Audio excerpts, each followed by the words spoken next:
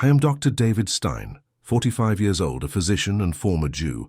I spent my entire life believing that science could answer everything, until the day when the sound of a siren pierced through the hospital corridors where I was on duty, and inside that ambulance was my own 3-year-old daughter, unconscious after a terrible accident at school. I watched her small body being placed on the stretcher, with tubes and wires everywhere, and in seconds, the world collapsed. I was the specialist, the professional accustomed to dealing with emergencies, but there I realized a cruel truth. There was nothing I could do for her, and a father's pain is far more devastating than any medical manual can teach. Before continuing with this tragic true story, write in the comments where you're watching from. I currently live in New York, but I want to know which countries these stories are reaching. When the paramedics took my daughter into the emergency room, my heart felt like it was being crushed inside my chest. She was only 3 years old, too small to be covered in tubes, monitors, and hurried hands trying to save her. I, who had so often led teams in critical situations, felt my entire body trembling. I held on to the stretcher rails for a few seconds, but soon realized my hands had no steadiness. That was no longer the position of a doctor. I was there as a father, and as a father I didn't know what to do. The team asked me to step back. "Let us work," they said. But how could I leave? I knew every step of those protocols, every instrument on the table. Even so, facing her, everything seemed useless. I couldn't think as a specialist, couldn't reason as a cardiologist. I could only look at her face, motionless, and ask myself, is this how life ends for someone so small? It was at that point that something inside me broke. I left the room with wobbly legs, crossing the corridor I had so often walked with confidence. I found an empty room, one of those usually used for rest. I entered and closed the door. Inside, I sat on the chair and put my hands on my face. For the first time in my life, words escaped without logic, without rehearsal, without liturgy. God, if you really exist, if you're there somewhere, save my daughter. I have no strength, no resources, no answers. If you save her, I promise, I will follow the path that is most pleasing to you and not what is most convenient for me. I cried, as I couldn't remember having cried before, the cry of someone who finally admits not being in control. I felt ashamed, because I had always believed that religion was a crutch for the weak. But there, weak was I. A few minutes later, I wiped my face, took a deep breath, and returned. I didn't know what I would find. In the hallway, the sound of the machines seemed louder, as if each beep echoed directly into my consciousness. When I pushed open the emergency room door, my heart raced, and that's when my eyes fixed on a scene that would change the course of my life. In the center of the room, beside my daughter's stretcher, was not one of the specialists I knew well. It was Dr. Hassan, a colleague on duty, a Muslim, with whom I had never had more than superficial conversations. I remember thinking in fractions of a second, him of all people? I, a Jew accustomed to keeping distance, now saw my daughter depending on the hands of a man I had until then treated with indifference. His face showed absolute concentration. With each movement, one could perceive confidence, experience, firmness. He coordinated the team with authority, adjusted equipment, gave clear orders. The others followed his instructions as if it were the last chance, and indeed it was. I stood still, powerless, observing. The scene seemed dragged in slow motion. I saw my daughter so small under those bright lights, with her inert body, and my heart screamed, "Have I already lost her?" But suddenly, a sign. One of the monitors, which before showed fragile and almost flat lines, gained strength. The pulse returned. The nurses exchanged glances. Dr. Hassan took a deep breath, raised his eyes, and noticing me, said calmly, "She's going to be fine." At that instant, I should have felt only relief, but what invaded me was something much deeper. A whirlwind of questions crossed my mind. How to accept that my daughter's life was saved precisely by the one I never trusted? Was it just coincidence that he was on duty today? Or was there an invisible hand organizing every detail? The other doctors explained to me later, in technical terms, that it was all just a quick response to protocol. But I knew within myself that it wasn't just science. I had made a clumsy, almost desperate prayer minutes before, and now before me, my daughter was breathing again, through the hands of a man who represented a faith I had never considered. While she was taken for stabilization in the pediatric ICU, my legs barely supported me. I walked like someone who didn't understand their own reality. Something was changing, and I didn't yet know how to put it into words. I only knew that moment was the beginning of a journey I would never have imagined. The following hours were a mix of agony and hope. My daughter was taken to the pediatric ICU, still monitored by devices, with IV running through her veins and irregular breathing. I sat beside the bed, unable to take my eyes off her. Every movement of those small eyelids, every variation in the machine numbers seemed to dictate the rhythm of my own breathing. The doctors said it was too early to celebrate. The internal injuries were serious, and the first 24 hours would be decisive. I understood well what that meant. I had given similar news to many parents throughout my career. It was the standard phrase that left a crack for hope, but without promising anything. And now I was on the other side of the table. Dr. Hassan, the Muslim colleague who had stabilized her, passed by the room a few times. He spoke little, but in his eyes there was a strange calm. When saying goodbye at one of these moments, he simply said, "Trust." If God allowed her to survive until here, it wasn't by chance. I confess his words bothered me. I wasn't one to trust in God. For me, until then, everything was the result of science, statistics, and protocol. But in that situation, his phrase kept hammering inside my mind as if it had been planted. The hours passed slowly. At night, when all the hospital corridors fell silent, I remained seated with my head in my hands, listening to the constant beep of the machines. I remembered the prayer I had made, desperate in that empty room. Had I been heard, or was it just an absurd coincidence that everything had fallen into place that way? At the beginning of the morning, when the first light crossed the ICU window, I saw my daughter move her fingers. Then she slightly opened her eyes. I jumped up. The nurses ran to check vital signs, and the screens showed stability, where before there had only been instability.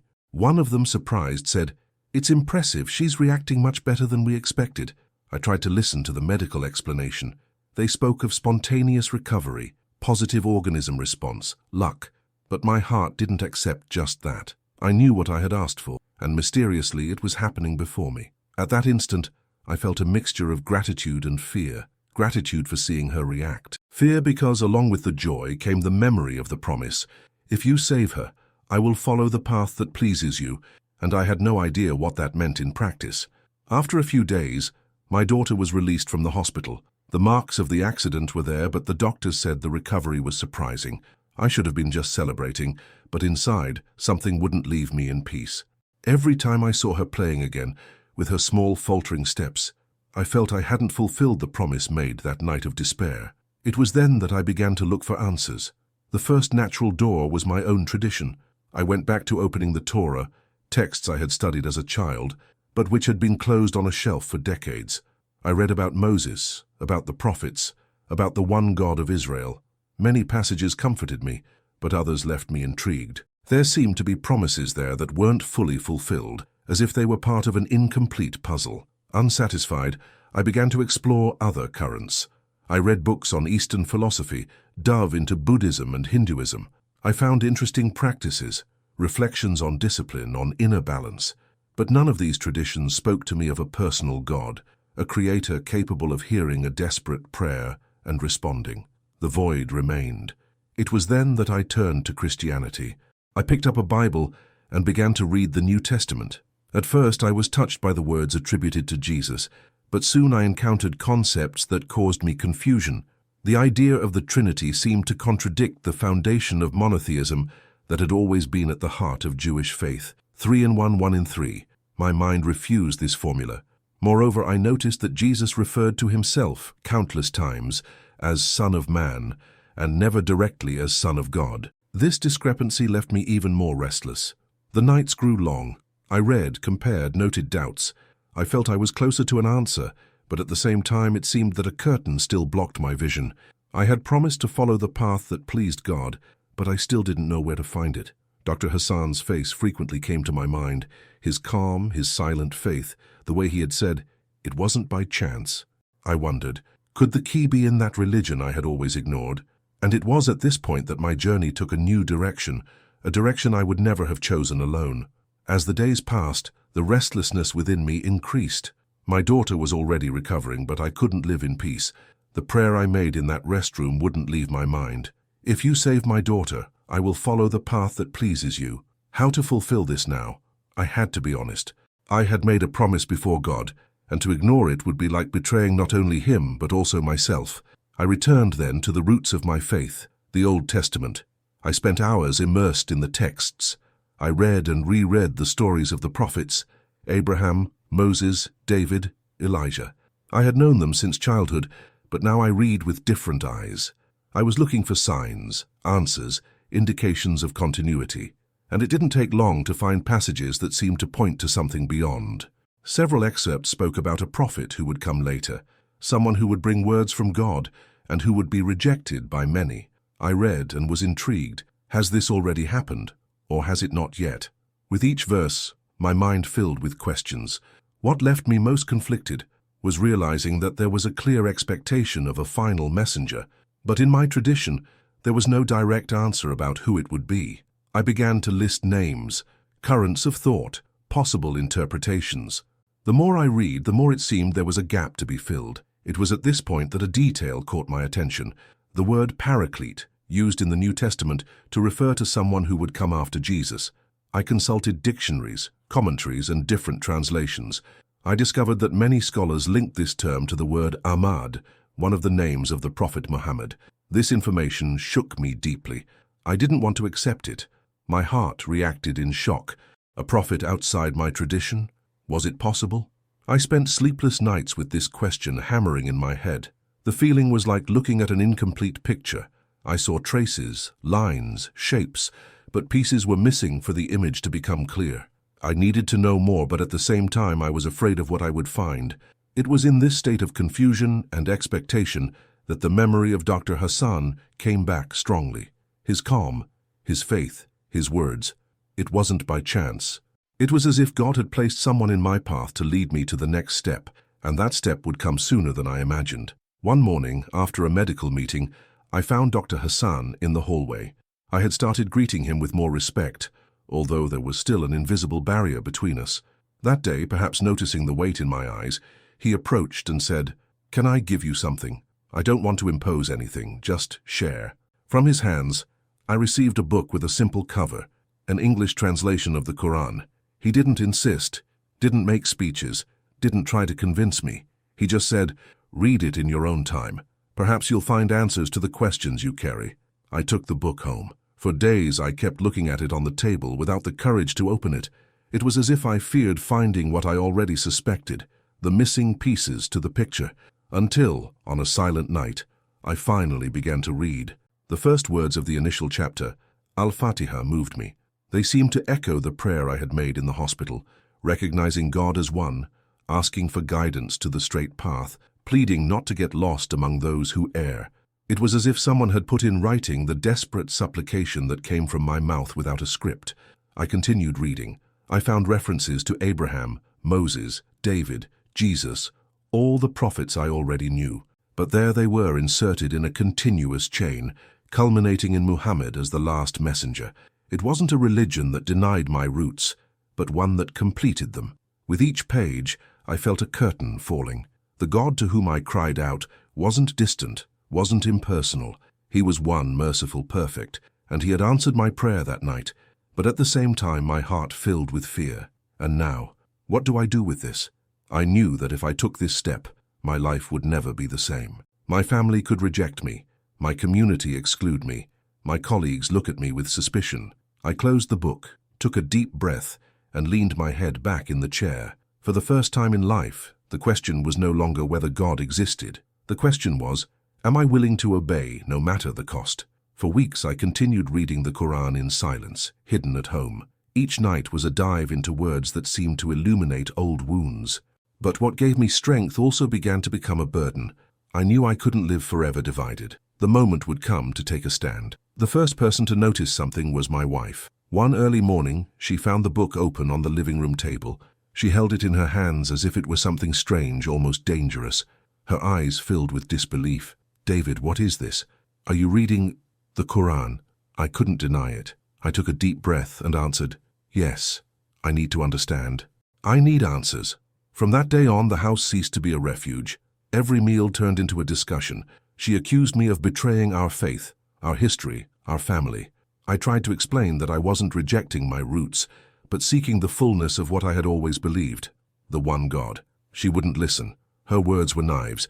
"If you follow this path, You'll destroy our home." My daughter, still too young to understand, would hug me and ask to play without imagining that her survival had been the trigger for a storm. This hurt more than any fight. I told my parents weeks later. I expected resistance, but I wasn't ready for the violence of the words. "Have you gone mad?" said my father. "After everything we've been through as a people, you want to join them? Never set foot in our house again." My mother cried, repeating curse phrases. I received a letter shortly after. "Don't call, don't write, don't come back. You're no longer part of the family." At the hospital, the atmosphere also changed. Colleagues who before treated me with respect began to whisper in the corridors. Some said I was getting involved with dangerous ideas. Others simply avoided me. I was alone. But strangely, even in this isolation, I felt a growing peace. It was as if deep down, I knew that this rejection was part of the price to pay for the promise made to God. The dilemma was clear. Continue living divided between the faith that was being born in me and the fear of rejection, or take a definitive step with no return. It was on a winter afternoon, cold and grey, that I made my decision. I discreetly entered a small mosque in Queens, accompanied by Dr. Hassan. My heart was beating like never before. My hands were sweating. I felt I was about to cross an invisible door, and that by crossing it nothing would be as before. The mosque's imam received me with a calm smile. He explained to me in a few words the meaning of the Shahada, to testify that there is no deity besides God and that Muhammad is his messenger. I'd already repeated these words in silence within myself many times, but now, pronouncing them out loud, was like sealing the promise made in the hospital. I closed my eyes and let the words come out. Ashhadu an la ilaha illallah wa ashhadu anna Muhammadan Rasulullah. The instant I finished, a weight fell from my shoulders. It wasn't just emotion. It was as if an ancient knot had come undone inside me. I cried without shame before men I barely knew, and for the first time in life I cried not from despair, but from relief. Dr. Hassan placed his hand on my shoulder. He said nothing, but his look was enough. It was the same firm and calm look I had seen the day my daughter was on the brink of death. It was as if everything was connected. I left the mosque different. The streets seemed the same, but for me the world had changed. I felt a peace that didn't depend on circumstances, a serenity I had never known even in the greatest moments of professional success. Of course, reality hit soon after. My wife didn't accept it. She asked for divorce. The court granted her custody of my daughter, under the argument that my new religious path could confuse the child. I lost not only the home, but also the daily coexistence with the girl who had been the reason for my search. Colleagues distanced themselves for good. I was left with little money, few friends, and no support from my family. But as paradoxical as it may seem, I had never felt so whole, because inside me the voice was clear. I fulfilled the promise. After the Shahada, my life took an irreversible course. The divorce was quickly finalized, and with it came the most painful decision of all, the loss of custody of my daughter. The court determined that I could see her only in supervised visits, as if I were a threat. I remember having to pay a private security guard to be present while I spent a few hours with her. It was humiliating. I, who had never raised my voice against my family, now needed to prove I was capable of hugging my own daughter. Besides the loss of family, there was social isolation. Many of my colleagues avoided me. Longtime friends stopped answering my calls. My parents, faithful to that cold letter, kept their distance. I walked through familiar hospital corridors feeling like a stranger in my own life. Each day, I seemed to lose more. The home, the reputation, the inheritance, the support network. But it was in this valley of losses that I began to notice signs that had previously gone unnoticed. One night, exhausted, I fell asleep amid tears and had a dream so vivid that to this day I can describe it. I was in a simple city with dirt roads. Before me, the Prophet Muhammad looked at me with tenderness. He raised his hand and pointed to the mountains in the distance, saying, "Go to the mountains. There is your struggle." I woke up in shock. I didn't know how to interpret that. But the words remained engraved in my heart. Shortly after, an opportunity arose to work in a hospital in the Middle East. I had never considered moving countries, but remembering the dream, I felt it was a calling. I accepted. At first, it was difficult. New language, new culture, loneliness. But it was there that I found brothers in faith who welcomed me. And I realized that my struggle wasn't against external enemies, but against my own pride, my doubts, and my attachment to the things I had lost. Each loss taught me that the promise I made to God couldn't be negotiated, and each sign, from my daughter's salvation to the dream with the prophet, confirmed that I was on the right path. Today, looking back, I see that everything began that afternoon when my 3-year-old daughter arrived unconscious at the hospital. I entered a restroom as a practical atheist, accustomed to depending only on science, and left there as a broken man, willing to cry out to God for the first time. That accident was the beginning of a reconstruction process. I lost almost everything I had built with my own hands: house, marriage, inheritance, prestige. But I found something infinitely greater: the certainty that I'm not alone, that there is a one God who hears, responds, and guides. Today I understand that my daughter's survival was more than a medical coincidence. It was God's call for me to fulfill the promise made in tears. And even though I faced rejection and loneliness, I found in my faith a peace I never experienced in the days of professional glory. I don't know who will be hearing my voice now. Perhaps someone who is also lost. Perhaps a father, a mother, or someone who believes they are in control of their own life. I want to say just this: true strength begins when we recognize our weakness before the Creator. And if this story has touched your heart, I ask one thing: share this video in groups and social networks. You may be the instrument that will carry this message to someone who today desperately needs to know that God still answers prayers.